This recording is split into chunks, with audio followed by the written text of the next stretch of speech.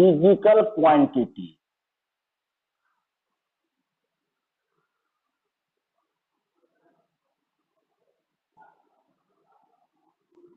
Physical quantity किसको कहते हैं? फिजिक्स के लॉ में यूज होने वाला वह क्वांटिटी जिसको कि हम मेजरमेंट कर सकते हैं, वो सारा कहलाएगा फिजिकल क्वांटिटी। जैसे कि तुम स्पीड के बारे में पढ़ते हो, तो स्पीड को कैसे डिफाइन करते हो? Speed equal to distance by time. तो स्पीड को रिप्रेजेंट करने के लिए हमको डिस्टेंस का जरूरत पड़ा, टाइम का जरूरत पड़ा। यही डिस्टेंस टाइम को मेजरमेंट भी कर सकते हो। डिस्टेंस इतना मीटर, इतना सेंटीमीटर, इसको मेजरमेंट कर सकते हैं ना। टाइम इतना सेकंड, इतना मिनट, इतना घंटा, इसको मेजरमेंट कर सकते हैं। तो मेजरमेंट तो होने वाला, जिसको मेजरमेंट कर सकते हैं जिस क्वांटिटी को, और वह क्वांटिटी फिजिकल लॉ में यूज होता है, वह कहलाएगा फिजिकल क्वांटिटी। समझे? जैसे कि फोर्स के बारे में पढ़ते हैं, मास इनटू एक्सीलरेशन। तो मास एक्सीलरेशन दोनों मेजरमेंट हो सकता है। तो मास एक्सीलरेशन फोर्स ये सब क्या हो गया? फिजिकल क्वांटिटी हो गया। समझे? फिजिकल क्वांटिटी कितना प्रकार का होता है? 2 प्रकार का। कौन कौन? हाँ, फिजिकल क्वांटिटी तुमको तो नहीं पढ़ाए थे, एक दिन पढ़ाए थे कि? अच्छा देख लो फिर। फिजिकल क्वांटिटी 2 प्रकार का होता है। एक होता है पहला फंडामेंटल क्वांटिटी, और दूसरा है डिराइव्ड क्वांटिटी।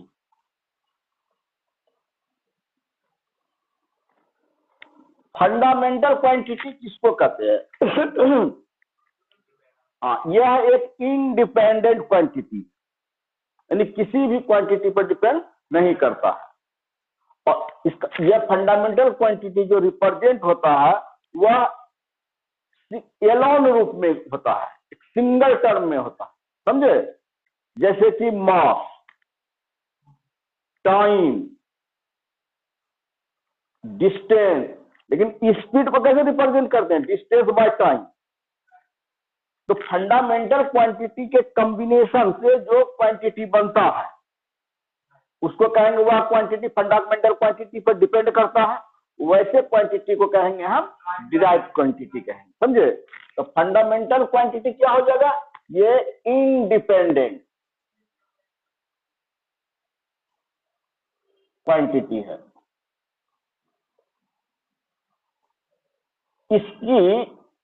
इसका टोटल कितना संख्या है?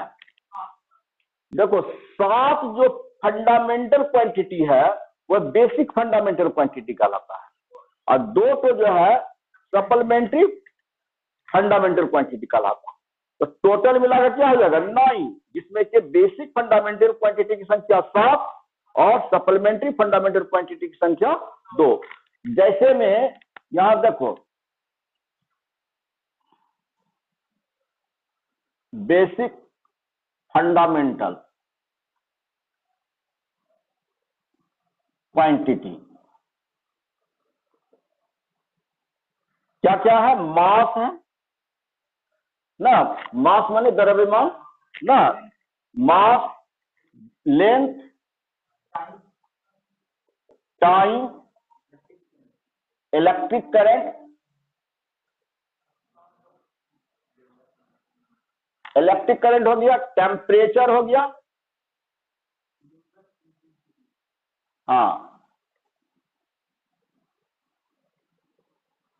ल्यूमिनस इंटेंसिटी और amount of substance, amount of substance. ठीक है? कितना हो गया इसमें? 1 2 3 4 5 6 7 हो गया। उसी तरह से सप्लीमेंट्री फंडामेंटल यूनिट जो हो जाएगा, ये क्वांटिटी जो हो जाएगा, plane angle. Plane angle plane angle किसको कहते हैं? जब दो एक्सिस के बीच एंगल बनेगा तो उसका लागेगा प्लेन एंगल। जैसे ये ट्रायंगल, ये हो गया प्लेन एंगल, ये मान लेते हैं पैरेललोग्राम हो जाएगा, ये हो जाएगा प्लेन एंगल। और दूसरा है सॉलिड एंगल। जैसे इसमें थ्री एक्सिस के बीच एंगल बनेगा हमेशा, जैसे कि क्यूब हो गया, हाँ ये हो गया सॉलिड एंगल। या जैसे कि शंकु, जैसे इसको इंग्लिश में कोन बोलते हैं, ये क्या जाएगा? सॉलिड एंगल हो गया ना। तो इतना ही जो है फंडामेंटल क्वांटिटी, और इसके बाद जो क्वांटिटी बच गया सब इसी क्वांटिटी के कॉम्बिनेशन से बनेगा, उसको कहेंगे हम डिराइव्ड क्वांटिटी। ये हो गया डिपेंडेंट क्वांटिटी। हाँ, ये डिपेंडेंट क्वांटिटी जो है क्या चीज पर? ये सारे फंडामेंटल क्वांटिटी के कॉम्बिनेशन से बनता है। जैसे एरिया, वॉल्यूम, डेंसिटी, स्पीड, हाँ ये सब जो बच गया सब हो गया क्या? डिराइव्ड क्वांटिटी हो गया। समझ गए? अब देखो, अब हम लोग पढ़ रहे हैं यूनिट ऑफ फिजिकल क्वांटिटी। तो ये यूनिट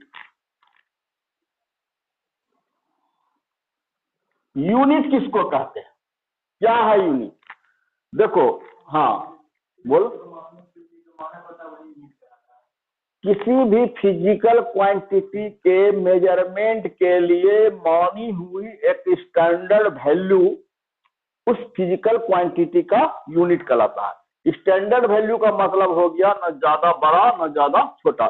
जैसे इतना बड़ा लेंथ को हम मान लिया है 1 सेंटीमीटर, तो इस लेंथ से के रिस्पेक्ट में अगर हम 100 सेंटीमीटर बराबर 1 मीटर मेजरमेंट करना चाहेंगे तो कोई कठिनाई नहीं होगा। लेकिन 1 सेंटीमीटर यहां से रोड इतना बड़ा मान लेते, बहुत कठिनाई होता, वो स्टैंडर्ड वैल्यू नहीं हुआ। न ज्यादा बड़ा न ज्यादा छोटा। जिस वैल्यू को हम माने हैं किसी भी फिजिकल क्वांटिटी के मेजरमेंट के लिए, जिससे कि असुविधा नहीं हो, कठिनाई नहीं हो, वही स्टैंडर्ड वैल्यू कहलाया। वो ज्यादा बड़ा होगा ना ज्यादा छोटा। इस प्रकार यूनिट क्या है? किसी भी फिजिकल क्वांटिटी को मेजरमेंट के लिए माना हुआ एक स्टैंडर्ड वैल्यू ना। यूनिट क्या है? यानी देखो, ए स्टैंडर्ड वैल्यू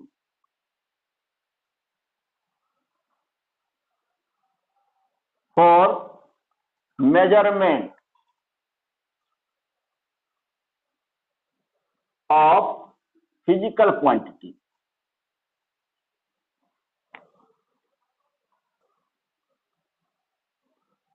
ठीक है, इसको हिंदी में लिखेंगे क्या कि भौतिक राशि के मेजरमेंट के लिए मानी हुई एक स्टैंडर्ड वैल्यू, इसको कहते हैं हिंदी में मानक राशि। इसी को कहेंगे हम यूनिट कहेंगे। समझ गए? यूनिट कितना प्रकार का होता है? 2 प्रकार का होगा। इसको नोट करना है ना तो हम दे देंगे, नोट करते क्या जी? तो देखो, नोट करोगे तो डायरी दे देंगे, या तो ये तो वीडियो बन रहा है मोबाइल पर भी चल जाएगा। देखो, यूनिट क्या प्रकार का होता है? पहला हो जाएगा फंडामेंटल यूनिट,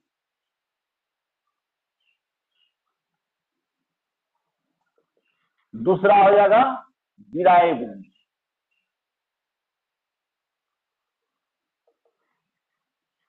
फंडामेंटल यूनिट किसको कहते हैं? हाँ, वह यूनिट जो किसी यूनिट पर डिपेंड नहीं करता।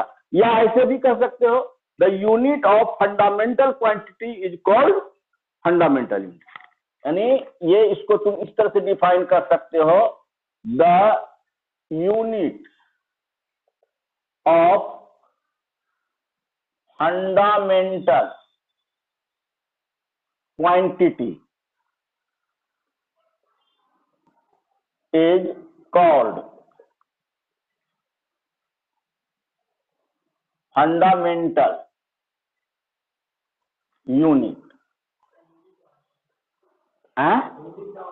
इसका हिंदी हो जाएगा कि फंडामेंटल क्वांटिटी का क्या, फंडामेंटल मतलब हो गया मूल भौतिक राशि। हाँ, फंडामेंटल यूनिट का मतलब हो गया मूल मात्रक।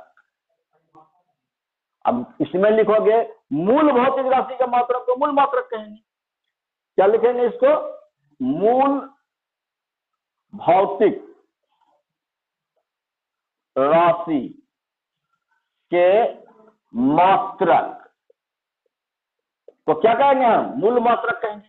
अब इसको लिखने की जरूरत नहीं है, इसी को हूबहू उतार देंगे। The unit of derived quantity is called derived unit ना। मूल के क्या कर देंगे? व्युत्पन्न भौतिक राशि के मात्रक को हम व्युत्पन्न मात्रक कहेंगे। इसका हो गया व्युत्पन्न मात्रक। समझ गए? फॉर एग्जाम्पल देखो,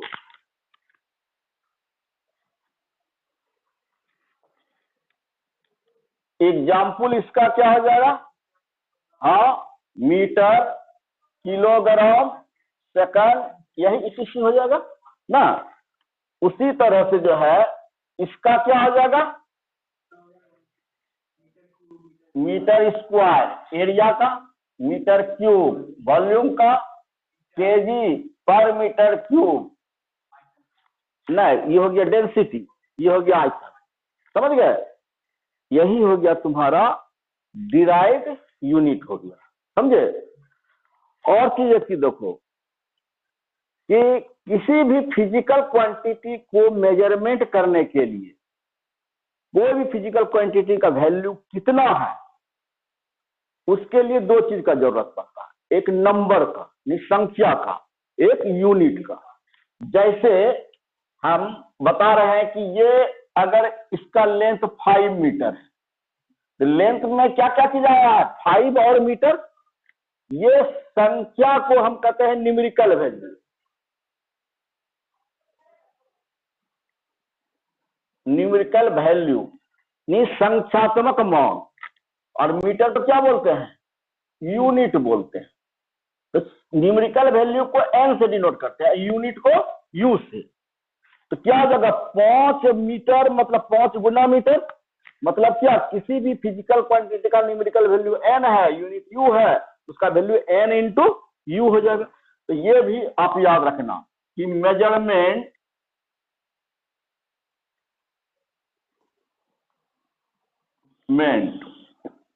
of physical quantity equal to क्या हो जाएगा?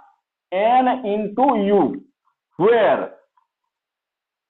एन इक्वल टू हो गया न्यूमेरिकल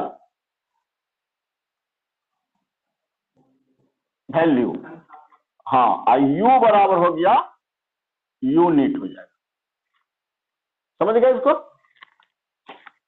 अब देखो यहां, अभी हम तुमको बड़ा बता रहे थे, जैसे लंबाई है, इसका हम यूनिट क्या लिखते हैं? सेंटीमीटर, मीटर, फुट भी होता है। समझे ना?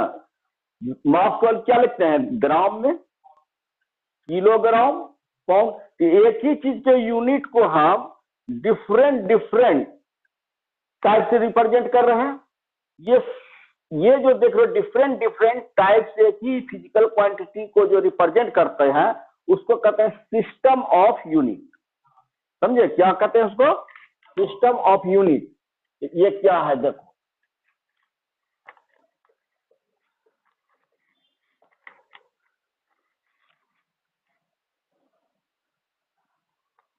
System of unit. मात्रकों की पद्धतियां।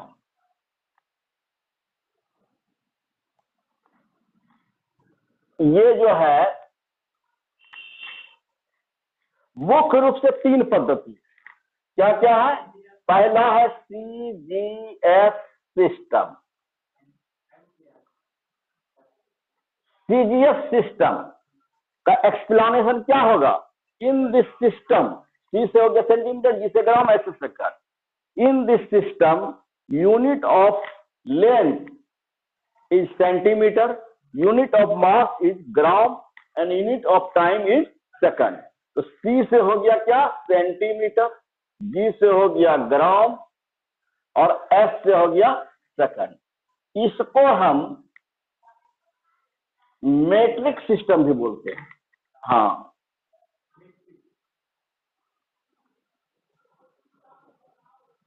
ठीक है। दूसरा है FPS सिस्टम। हाँ, एफ से हो गया फुट, पी से हो गया पाउंड, एस से सेकंड। हाँ, इसको हम ब्रिटिश पद्धति भी बोलते हैं, सिस्टम। ठीक है। तीसरा है MKS system. MKS system, M से मीटर, K से किलोग्राम, S से सेकंड। ठीक है। अब एक चीज देखो तुम, MKS सिस्टम हो या CS सिस्टम हो या CGS सिस्टम हो, टोटल कितना मूल राशि, फंडामेंटल क्वांटिटी का यूनिट का पता चलता है, संकेत मिलता है? कितना? 3 ना। तो ये सिस्टम जो है, ये सिस्टम आप प्रचलन में नहीं है। ये सिस्टम जो है, इसका प्रचलन पूरे विश्व में बृहत रूप पर हो गया, समझे ना। और इसमें MKS सिस्टम जिस समय दिया गया था, उस समय इसी 3 क्वांटिटी को जो है फंडामेंटल क्वांटिटी माना गया। बहुत पुराना बुक देखोगे तो उसमें यह डिफिनेशन लिखा हुआ है कि मास, लेंथ और टाइम के यूनिट को फंडामेंटल यूनिट कहते हैं, बाकी सबको रिलेटिव। लेकिन नहीं, अब इसमें जो है तुमको टोटल पढ़े हो बेसिक में 7, सप्लीमेंट्री में 2 जुड़ा है, तो वो सब का इससे तो इंडिकेशन नहीं मिलता है, संकेत नहीं मिलता है। लेकिन इसका प्रचलन इतना अधिक हो गया, इसको हटाया नहीं, इसी में 4 बाकी को मिला दिया और इसका रूप को थोड़ा लार्ज, बड़ा कर दिया और उसका एक नया नाम दे दिया SI, system of international unit. तो ये चौथा यूनिट जो है SI यूनिट या SI सिस्टम, ये क्या है? MK सिस्टम का ही इनलार्ज फॉर्म। ये हो गया enlarge form of MKS system. ठीक है, यानी MKS सिस्टम का विस्तार, यही। ठीक है। और इसमें जो है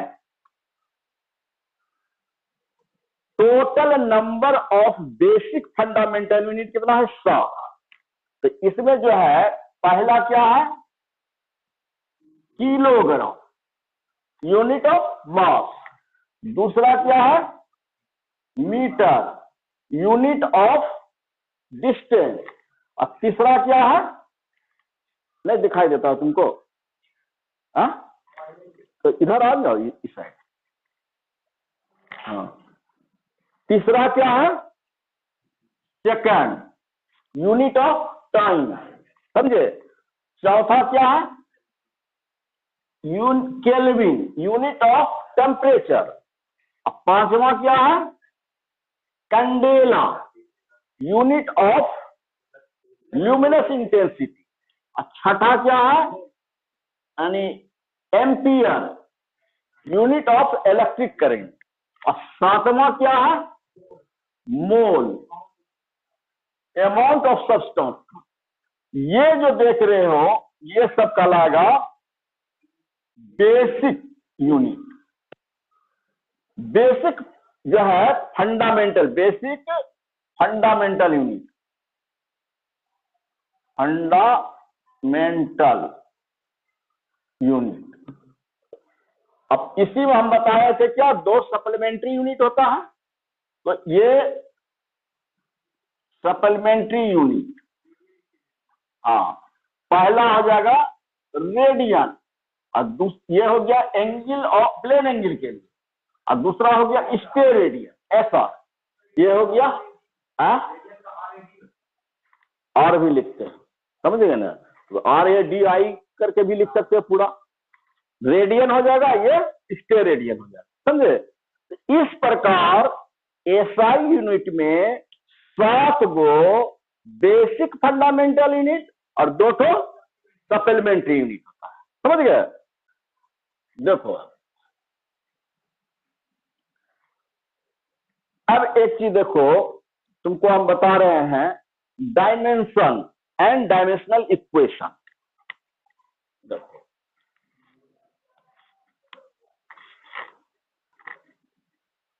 अगर लिखना चाहोगे तो हम लिखा देंगे, डायरी में है सब लिखा हुआ, समझ गए ना।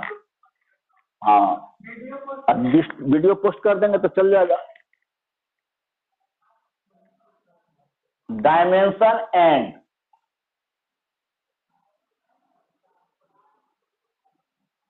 इक्वेशन, बीमा एवं, हाँ, बीमीय समीकरण। देखो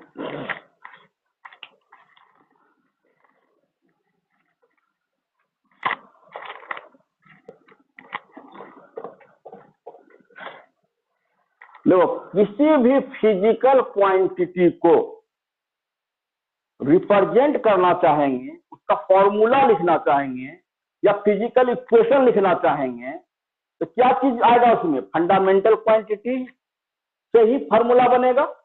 तो किसी भी फिजिकल क्वांटिटी को आप फॉर्मूला लिखने में फंडामेंटल क्वांटिटी का जो पावर होगा वह उसका बीमा कहलाएगा, डायमेंशन।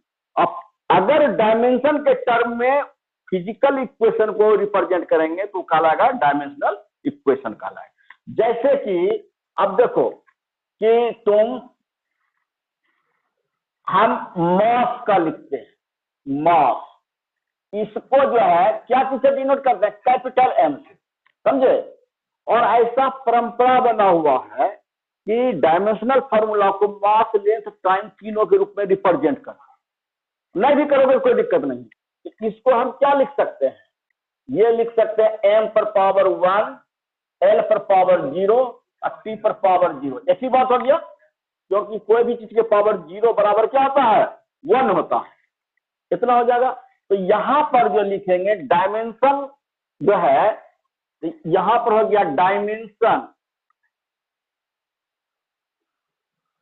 ऑफ मास इज 1 इन मास,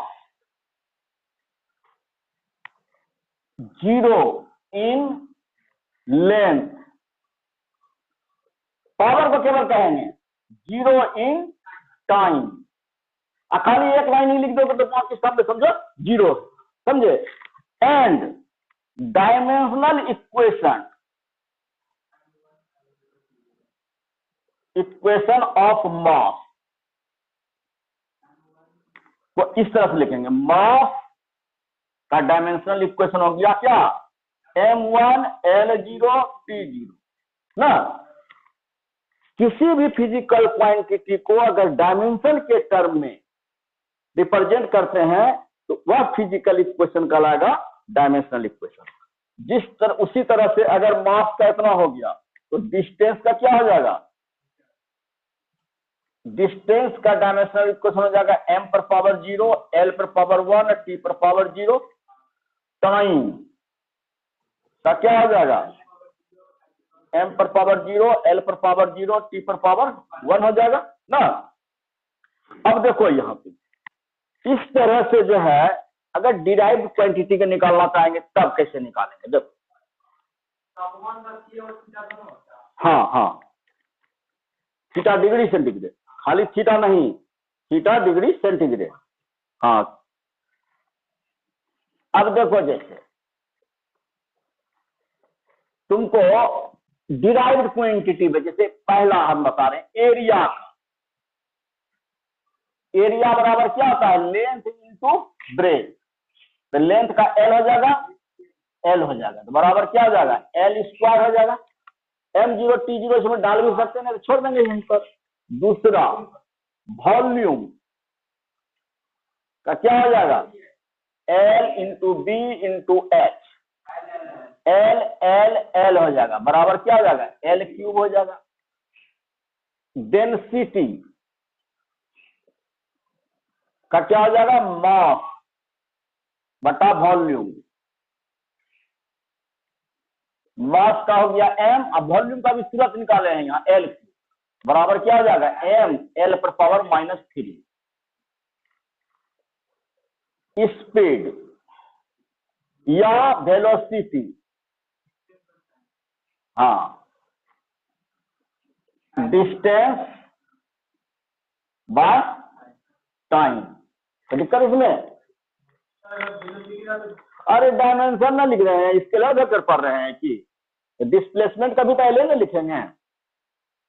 तो इसमें जो है डिस्टेंस का हो गया एल, डिस्प्लेसमेंट का मैग्नीट्यूड क्या होता है, distance, L T, L T -1। देखो एक्सीलरेशन, एक्सीलरेशन बराबर क्या जाएगा, वेलोसिटी बाय टाइम। अभी वेलोसिटी तुरंत निकाले हैं, एल टी -1 बाई टी, हाँ, एल टी -2 हो जाएगा। देखो फोर्स, फोर्स का मास इंटू एक्सीलरेशन, मास का m हो गया, एक्सीलरेशन का भी तुरंत यहाँ निकला, एल टी -2। वर्क, वर्क का क्या हो जाएगा, फोर्स इंटू डिस्टेंस, फोर्स का भी यहाँ है m l t -2 into L, बराबर क्या हो जाएगा, m l square t -2। Power बराबर होता है वर्क बाय टाइम, वर्क का हो गया m l square t -2, time का t हो गया, ये ऊपर चला जाएगा, क्या हो जाएगा, m l स्क्वायर t -3। देखो प्रेशर, प्रेशर का क्या हो जाएगा, फोर्स बटा एरिया। अब फोर्स का देखो यहां से, हाँ, m l t -2, एरिया का देखो एल स्क्वायर है बाय एल स्क्वायर, ये ऊपर चला जाएगा तो 1 - 2, हाँ, m l -1 t -2, ठीक है। देखो अब 10 मोमेंटम, हाँ, मोमेंटम ये हो जाएगा, m भी होता है मास इंटू वेलोसिटी, यहाँ m वेलोसिटी एल टी -1 हो जाएगा। इम्पल्स, हाँ हाँ, क्या होता है, फोर्स इंटू टाइम, अपॉन नहीं, फोर्स का हो जाएगा m l t -2 into T, बराबर m l t -1, ये हो गया। देखो 12 फ्रीक्वेंसी, हाँ, बराबर होता है 1 बाय टाइम पीरियड, क्या हो जाएगा इसका, t -1 हो जाएगा, समझे। देखो इस प्रकार आप कोई भी भौतिक राशि का सूत्र मालूम रहेगा तो आराम से तुम उसका डायमेंशन निकाल सकते हो। इसलिए अब कोई भी भौतिक राशि का डायमेंशन बताने का हमको जरूरत नहीं है, तुमको खाली आप फार्मूला बता देंगे। लेकिन इतना सा डायमेंशन को रट जाना। अब जैसे कि हम निकाले, मान लेते हैं कि प्रेशर का, तो पहले लिखे फोर्स बटा एरिया, फोर्स का रखे फिर एरिया का रखे, सॉल्व किए ना। तो ये सब साधारण फॉर्मूला है, इसको याद रखो। जैसे मान लेते हैं फोर्स का, तो MLT-2 होता है, ये जीवन पर रहना चाहिए, समझ गए ना। तो इतना वो जो है इसको रख लेना, समझ गए इसको। अब देखो, अब बता रहे हैं डायमेंशन लेस क्वांटिटी, जिसका डायमेंशन नहीं होता है। तो डायमेंशन लेस क्वांटिटी यानी बीमाहीन राशि। जैसे पहला देखो, नंबर, संख्या का डायमेंशन है 5, 6, 1, 7, ये सब का डायमेंशन नहीं होगा। देखो, एंगल, जिसको कोण कहते हो, थीटा, 60 डिग्री, 2 पाई, ये सब का डायमेंशन नहीं होगा। एक्सपोनेंशियल फंक्शन, एक्सपोनेंशियल फंक्शन का मतलब हो जाता है e to the power x, e to the power y, e to the power 5, ये सब का डायमेंशन नहीं होगा। क्या चीज? चर घातांकी, चर घातांकी, चर घातांकी फलन कहते हैं, समझे। चौथा, जैसे लॉगरिथमिक फंक्शन, जैसे कि log x, log y, log 5, ये सब का डायमेंशन नहीं होगा। पांचवा, ट्रिगोमेट्रिकल फंक्शन, ट्रिगोनोमेट्रिकल फंक्शन, जैसे sine theta, cos theta, tan inverse theta, ये सब का डायमेंशन नहीं होगा, समझे।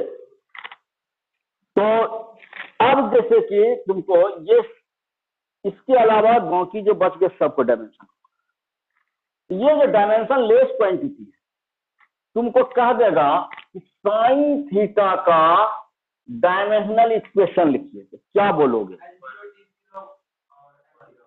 हाँ ठीक बोले तुम। कहने का मतलब ऐसा नहीं बोलना है कि इसका नहीं होगा, डायमेंशनल इक्वेशन इसका नहीं होगा। जितना भी डायमेंशन लेस क्वांटिटी है उसको हम इस तरह से, जैसे साइन थीटा बराबर क्या होगा? परपेंडिकुलर बाय हाइपोटेनियस, लंब बटा कर्ण, लंब भी एल कर्ण भी एल, कट के एक हो जाएगा। ये इतना बराबर क्या हो जाएगा? परपेंडिकुलर बाय हाइपोटेनियस, तो क्या हो जाएगा यहाँ? एल बाय एल बराबर क्या हो जाएगा? 1। जब हम जब न्यूमेरिकल से बनाएंगे, जितना भी डायमेंशन लेस क्वांटिटी है उसका डायमेंशन फॉर्मूला 1 के टर्म में लिख देंगे, बाकी निकाल लेंगे। उसके बाद इसको हम ऐसे भी लिख सकते हैं, M0 L0 T0, समझ गए। तो dimension and dimension less quantity हमारा समाप्त हो गया।